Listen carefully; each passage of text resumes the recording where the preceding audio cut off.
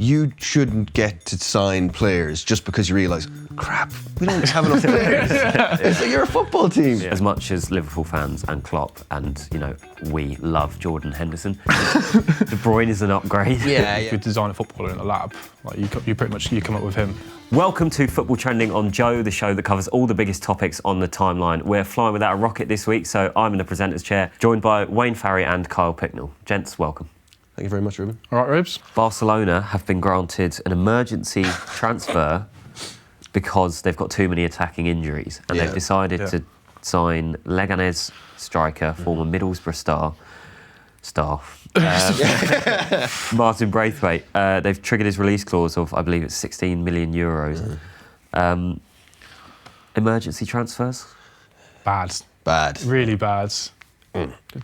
So it began because Suarez was ruled out long term, but that wasn't the tipping point. The tipping point was when Dembele's latest injury. Who's a wide player, of course. Yeah. Yeah. And then replacing him with a number 9. So Yes. What are our thoughts on that? So it's like Barcelona, in an ideal world, now they kind of pay the price for having this ridiculously unbalanced squad, and the fact they've loaned out loads of players that could have ostensibly have covered for Ousmane Dembele, like Carlos Perez is one. Yeah, he's gone to Roma, and Coutinho, of course, is at Bayern Munich. Coutinho. And, they should really pay the price for their lack of kind of foresight and preparation, and they're just not. They're just getting away with it, and it just adds to that kind of the disparity between the top clubs and the bottom clubs at the moment. And not only is it monetary, but it seems like it's one rule for Leganés and one rule for Barcelona. Yeah. I don't think there's a league in Europe with more disparity between the top and the bottom of the table than La Liga as it stands, and they're doing this now. And even in terms of like their TV money, how that's allocated and all that. But yeah, I mean, I think it's so ludicrous and it's so desperately unfair, because what makes it even worse is that because of how the system works in La Liga, you pay the money to the league when it's the release clause. So they bid for him from Leganés, and they didn't want to sell Braithwaite, but now they have no choice because they've paid the release clause. And I just think it would be bad enough if they were signing a player from another league, but the fact that this team who have such an embarrassment of riches are signing a player, the key player from a team that is like fighting tooth and nail to avoid relegation, it sends a message to teams in Spain that it's Barca, they can do what they want. Yeah. Do you know? That is I think the most irritating thing. It's like, oh, boo-hoo, we've only got Griezmann and Messi to choose from. Ansu Fati, yeah. Like, oh, that's a desperate front three. We need Martin Braithwaite from this. It's like, he's not gonna be a sub. He's not gonna make hardly any. He's just a body. Yeah, he's just a body. Yeah. Whereas to Leganés, he's like the focal point of their attack. Beating harder than So it's just. This is the reason that we have the transfer window. Yes, this is literally why. So you can sign players within that window, and it's not like a day. You have ages, you have months, and the point is, if you don't find the right players within that time, tough. Also, didn't Barcelona, weren't they going to sign Cedric Bakambu, and then he was on the flight and they cancelled? Yeah, he was in Hong Kong. It's their own fault. What are they doing? Yeah. It's astounding. Like, you shouldn't get to sign players just because you realise, crap, we don't have enough players. It's like you're a football team. Yeah. This is a team that, claims to be more than a club. That's it. It just makes a mockery of that, doesn't it? And they have La Masia, which they, they sing about all the time. And now they're like, okay, we do have one of the best academies in the world, but we're going to sign a Middlesbrough. There's a Danish international over there, and I really like the look of him, We shouldn't forget that Suarez has been injured since January the 12th. They had most of the window to replace him. Yeah.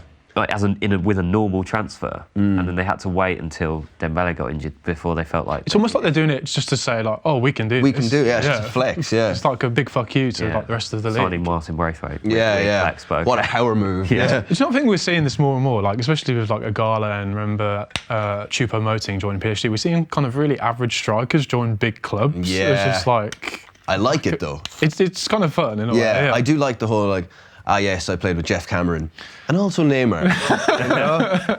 Remember Choupo-Moting's impossible miss? Oh my goodness! Yes, of course. Amazing. I mean, hopefully we'll get physics. our own Braithwaite version of that. And I think we will in a crucial game. That would be nice. But I think just to bring it back to the emergency loan thing, That is a rule that should be there for goalkeepers, in my opinion. Yes. If all your goalkeepers are injured, right? Even if they do get injured on January the 12th and you have a whole month to it's because sign it's a specialist position. It's specialist. Yeah, There's, makes sense, yeah. And you have fewer of them than anyone else in the squad. But also lower league teams who are struggling and like who have small literally can't field enough players. Yes, exactly. Yeah. And who have really small squads to begin with because financially they have to have them. So for Barca to do it and for them to be allowed to do it, I think, as you said, it is almost like that. It almost seems that they're doing it just for the sake of it. Atletico Madrid beat Liverpool 1-0 in the most Atletico Madrid of performances you've ever seen. Have they come up with the best formula to beat Liverpool, given no Premier League team's been able to do that this season? To an extent, I think. When a team that has gone unbeaten domestically in the league is then beaten, you have to look at it and analyse it. I think that the way Atletico approached the game is exactly how everyone kind of assumed that they would. It was really a great kind of game for them at this moment in time because obviously they're not playing very well, 12 points off the pace in La Liga, and they love, as we spoke about earlier in the week, they love being the underdog in games. So for them it was just ideal. I just think that there's a difficulty in replicating a certain style when the team that have pulled off that style have been finessing it for 7 years. Yeah, even longer, I think, 10 years maybe. Yeah. So if a team in the Premier League can do that, then great. But those teams are just going to have to get very, very good very quickly. I mean, yeah, the closest you've got to Atletico in the Premier League is probably Burnley, and it's like the chasm of difference between the players Burnley have to pull this off and Atletico have to pull this off is just too wide. So it's difficult to see a team in the Premier League doing it quite the same. And you have to remember, like, everything did kind of fall perfectly into place for Atletico on the night. Like, they had that early goal from a set piece that was a bit fortunate, probably very fortunate actually. And in kind of terms of the refereeing performance wasn't particularly favourable to Liverpool. You had Simeone on the touchline, just like a demented orchestra conductor, just like firing up the crowd every chance he got. It's just one of those nights where I think, to be honest, if I'm a Liverpool fan, I'm not, but if I was, I'd say 1-0 there. It's not so bad. Second leg at Anfield, I wouldn't be too worried, Yeah, do you think they'll turn it around when they go back to Anfield? Given what Liverpool have done at Anfield in Champions League over the past couple of seasons, you'd assume so, wouldn't you? It's hard to imagine that they won't, yeah. Yeah, I think so. As Kyle said, Atletico were fairly fortunate in terms of, like, if Simeone had a blueprint for how he wanted that game to go, perfect. It was just absolutely perfect. Like, first 15 minutes, that intense press. Absolutely batter them. Get the goal. It doesn't matter how they score it. I'd say for him, it's like preferably the worse the goal is, the better. Yeah, the scruffier it is. It's like, yes! The fact that look at that. The fact that the assist came from a Liverpool player, and it was in like the 3rd minute. Yeah. He must have been on cloud 9 because then he doesn't seem to enjoy having to take the initiative. No, it's like he wants to start every game with a 1-0 lead, as everybody would. But so they can then definitely. sit back.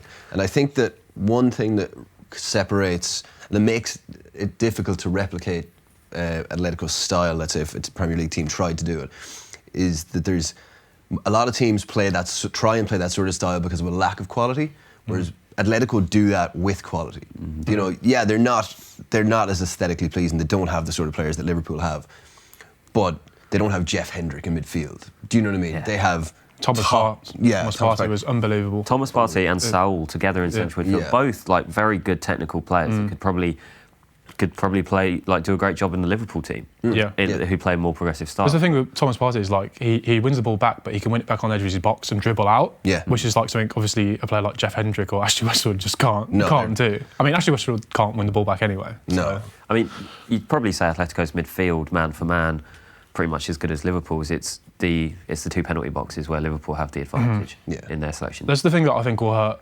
Atletico is that big chance Morata missed. Is if he'd have put that away, I think the tie swings in Atletico's favour. But as he so often does, he kind of fluffed his lines a bit. João Felix, I think, is he injured? Or is he just? I think he's just been out of form. I think I'm not sure. It was a strange signing that because he cost 126 million, but he doesn't necessarily have like an obvious place in Atletico's starting 11 because he's more of a number 10, and they play with 2 strikers. So obviously he can play off Morata, but it's not how he'd been playing at Benfica. So it's kind of like a recurring thing now where kind of creative attacking players don't do that well at Atleti for obvious reasons. Like the same with Thomas Lemar hasn't been quite the same since he played against Liverpool and did a fine job in terms of defensively, but in terms of what he did at Monaco, he's this absolute threat down the flank. It's just like it's not the same. That surprised me actually, because he plays in the exact same position, in the exact same formation as he did at Monaco, but just stylistically, I guess there's the demands I think are just so different. It's becoming almost a joke in terms of just how Atletico's attacking signings just invariably fail in terms of the attacking aspect of it. I think that's just maybe the price you pay for Simeone's system and the success it brings. You have to kind of take the hit on your forwards aren't going to bang in loads of goals and your wingers aren't going to tear it up. Yeah. On numerous occasions, they've tried to sign creative players that would help them evolve their style. They haven't worked, and they've had to revert to what was successful for them in the past. But I guess that is what has enabled them to beat Liverpool. So, and I think the thing is too, obviously they haven't been in very good form this season, but with throughout Simeone's time at the club, the difference between them doing well and doing badly has been essentially a ruthless centre forward. You know what I mean? Like a really, really good striker. Yep. And at the moment, they don't really have one. No, I mean Morata's been better than he was at Chelsea, but Costa's return could not have gone worse. He's just, I think he cost near £60 million, and he's just not scoring any goals. So I mean that'll probably be their undoing. But to answer your earlier question, Rubes, about whether we think it's the template to beat Liverpool, I'd argue that we saw it earlier in the season, but actually Man United probably had it best in terms of playing three at the back and two kind of aggressive wing backs pushed on Trent and Andy Robertson. I think really that's more of the key to it, is stopping those two. You can do that in the 4-4-2 that Simeone did, because they kind of shuttled across each time Liverpool switched, and there's that way of doing it. But I mean, like Man United Wolves gave Liverpool a lot of trouble as well with the same kind of 3-4-3 system or 3-4-1-2. So I think really that's the key. In whichever way a team wants to do that is the main thing. Yeah, because Robertson and Alexander-Arnold are basically Liverpool's most creative players. They're the playmakers. So if you can prevent them from coming too far forward, then you nullify a big part of their game plan. The obvious danger is you kind of left man for man with Mane, Salah and Firmino, which obviously could implode. But I mean, if you have like aggressive one-on-one defenders, I mean, Man United when they drew Liverpool, they had like Rojo playing, which you think like that's a disaster, but they got a 1-1 draw. And Liverpool, if you remember, it was a Lallana goal that equalised. It was a bit. They were kind of fortunate to draw that game. And somewhat ironically, Liverpool ended up having to switch to a 4-4-2 to get that goal. Whereas we're saying a 4-4-2 might be the formula to stop them, but they can always match you in that. Also in the Champions League, Dortmund beat PSG 2-1 in Germany, and Erling Braut Haaland got both goals. The guy's an absolute joke, isn't he? Yeah, it's ludicrous. He's a cheat code, Yeah. Would you say he's probably the best striker in the world at the moment? I mean, he's definitely on form. There's few players that are really getting near him. His numbers are absolutely ridiculous. When he was at Salzburg, his goals pretty much the same ratio that he has now. But you have that feeling where you're like, all right, it's Austria. How good is he really? Surely those numbers will come down when he moves to a better league. But they just haven't. I mean, he's scoring at a ludicrous rate. He seems to score. I think what's most impressive about him is he just scores so many different types of goals. He gets into really good positions. He's got really good anticipation, so he scores a lot of rebounds. But as we saw against PSG, he can score crackers as well. So I think he's got it all. I think he's got in terms of the future. I think it's all there for him. Yeah, he's got a high ceiling. He's got an incredible ceiling. I'm going to kind of play devil's advocate here and temper expectations a little bit. That's fair. And just, I think, first of all, I love Haaland. I think he's like, watching him it's a fun experience because he's like a video game character. He looks like a baby on stilts and kind of runs like a gazelle, and like he has, like you mentioned, he has this incredible shot on him, and he doesn't seem like flustered or fazed by anything, because always just like, I've moved to Dortmund. It's playing the Champions League. There's a certain robotic element to him, but not in a sort of soulless way, in a sort of like efficient where he just turns up and just blows everybody out of the water with his like physical, like his pace, his height, his strength, and his finishing. It's just ridiculous. I don't know how you can be that good at 19. Yeah, it's been said before, but it's like, you know, if you could design a footballer in a lab, like you pretty much come up with him. But I mean, technically, he's very good as well. He's not just like he's not just like a lanky physical presence. He's you know, he's good. He's hold at play. You know, in against PSG, he laid off that lovely touch before sprinting in behind. You know, he's got all the ability in the world. But yeah, the one thing I would say is that we saw this before when Paco Alcacer joined Dortmund in 2018, and also just went off to a blistering start. And like Haaland, he didn't start his first few games, and he was just scoring for fun anyway. I think it's like a goal every 67 minutes or something. And like he was coming off the bench and winning them a lot of games. Yeah, I think he scored a hat-trick in like 40 minutes or something as well in the league. So I think it's like Lucien Favre's team is set up for this kind of penalty box striker to really profit. And I think a lot of credit also has to go to Dortmund's other attackers like Thorgan Hazard, Brandt, Royce. Jadon Sancho has probably been the most dangerous player in Europe. Even the wing-backs, Hakimi and Guerrero. Yeah. I mean, they're phenomenal. They just absolutely fly up. And especially Guerrero, I really love how he doesn't always overlap. He does like these really direct diagonal runs infield. And that's how Haaland got I think it was his first one, the deflected one, was a Guerrero shot, because he basically sprinted infield, arrived in the penalty box, had a shot, and then it fell to Haaland, who obviously, like you said, has that instinct to get there. And in terms of him being the best striker in Europe at the moment, he is by far the most informed, but I think you have to mention like Ciro Immobile for Lazio this season has been unbelievable, and he's like firing them to a serious Serie A title challenge for like an unfancied Lazio side. Be their first in like 20 years since Sven, I think. And since like that team of like Varane and Salas. Yeah.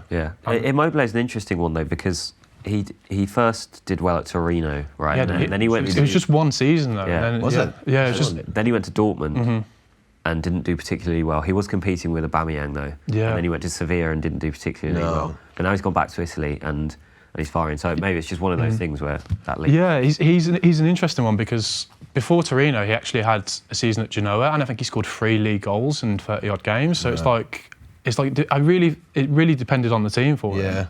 But he had that season with Lazio. I think it was 2 years ago now. He scored like 29 in 32 or something ridiculous like that. And now he's got 26 and 24, like more than a goal a game. And it's just, he's been incredible. Outrageous. And we have to mention Robert Lewandowski as well. He's still the man in the Bundesliga Big Daddy for me. Yeah. I mean, I still wake up in cold sweats thinking about what he did to Wolfsburg after coming off the bench at half-time, you know. He also scored 4 goals against Real Madrid once. That was one of the best. What he said. I still sometimes, and I'm not embarrassed to say this, go onto YouTube and watch highlights of that match. Because each goal was unbelievable. Yeah. There was one where I think he had his back to goal, turned and did like a half volley. Yeah. And that was him, that was 2014 maybe, was it? Yes. 2013. In the lead up to the final that they lost the final. Yes, that's exactly it. Yeah. So that was him like 6.5 years ago or whatever. And the fact that he has only gotten better since then. He's gotten jacked as well. Like he's a big guy. Big guy. Not lost any pace. Not lost any pace. If anything, he might be faster. Yeah. I just made that up. But like he's a better player than he was back then. It sounds a bit ridiculous for someone who is so well known and has scored so many goals, but I think he is a little bit underrated. But why do you think that is? Because when people talk about like the best strikers in the world, they often mention Suarez, Aguero, Harry Kane. I mean, I think over the past, say, you know, between like 2015 and 2018, that was a perfectly legitimate shout. Yeah. But why do you think Lewandowski maybe doesn't get the credit that he deserves? He's like almost punished by his own relentless consistency. It's like it's taken for granted that he's going to score 40 goals a season in all comps every season. He's done it for like 9 years now. And it's just like, does it for Bayern. Bayern have been so dominant in the Bundesliga that it's just accepted. Oh, this is what Lewandowski does, and it almost detracts from like how ridiculous. It's like Messi and Ronaldo numbers. To be scoring those sort of numbers, when we do look back in years to come, people might actually appreciate what he does a bit more because he's with Bayern and Bayern are dominant, but if they're so dominant, how come other players haven't scored 40 goals a season for them? I mean, like Mandzukic didn't do that under Pep, did he? No, he scored a lot of goals, but like not these numbers. And he can score every kind. He's a complete striker. Yeah. Like like there's a lot of similarities between him and Haaland in terms of their strength, just the flexibility, the versatility. The pace for somebody that big as well. Yeah, like I'd say Lewandowski is a nightmare to mark. At the moment, Haaland is up there. If I had a five-a-side game tonight, I had to pick one striker in the world, I'd say, I'll bring Haaland with me. Yeah. And he'd score about 40 goals at Power League or, whatever.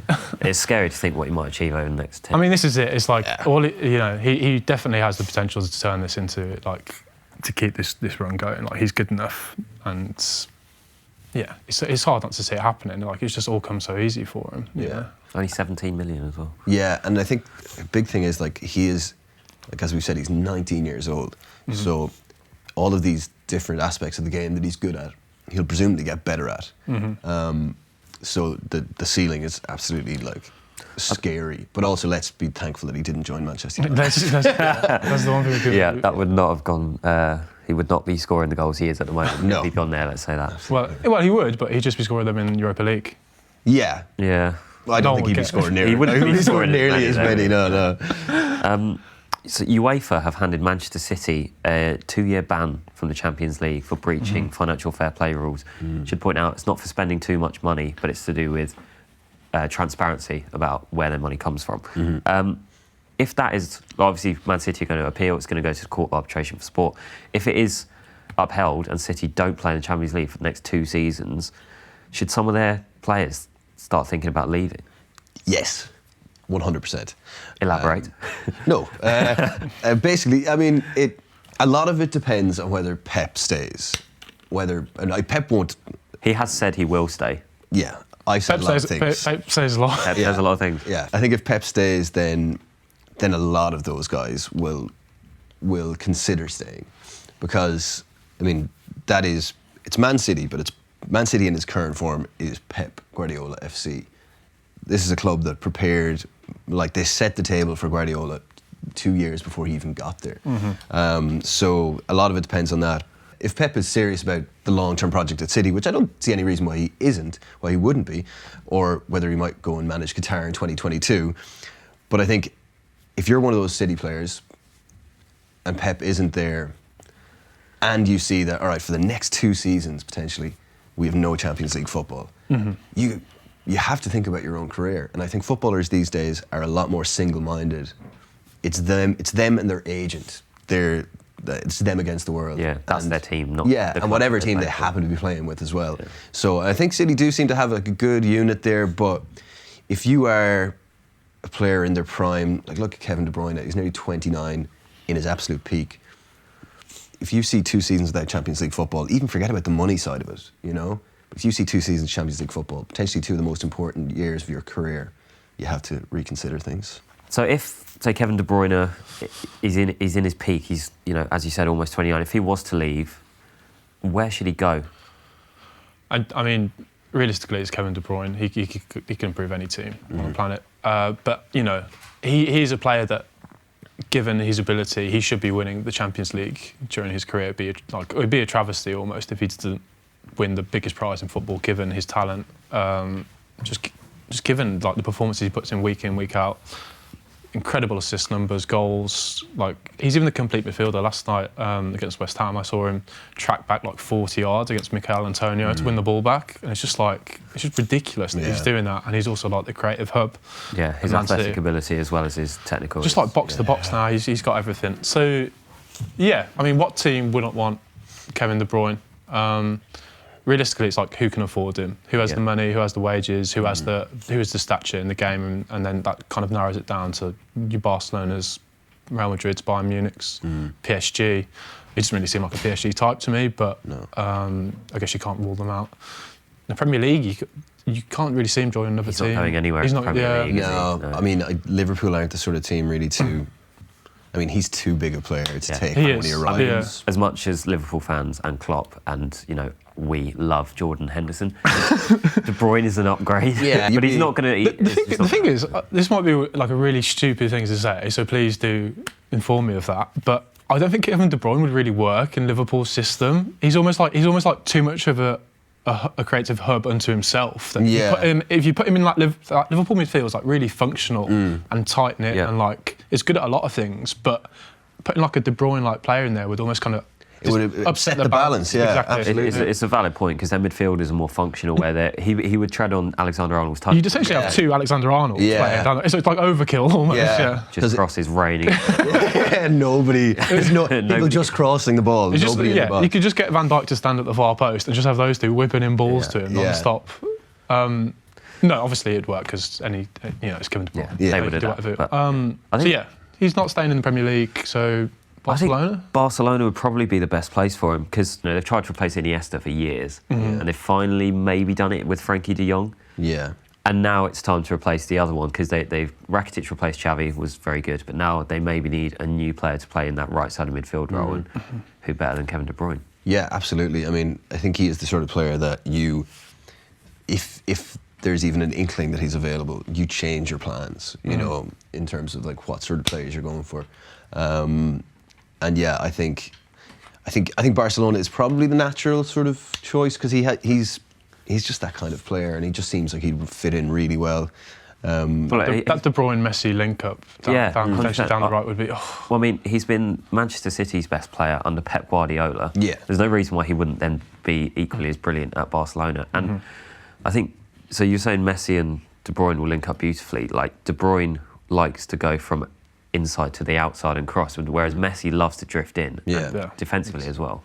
Yeah, it'd be. I mean, it needs to happen just for the football they play. It's like from a selfish point of view, it'd be thrilling to watch. Right, cheers, lads. That's all for this week. Subscribe to us on YouTube and tune in next week for more Football Trending.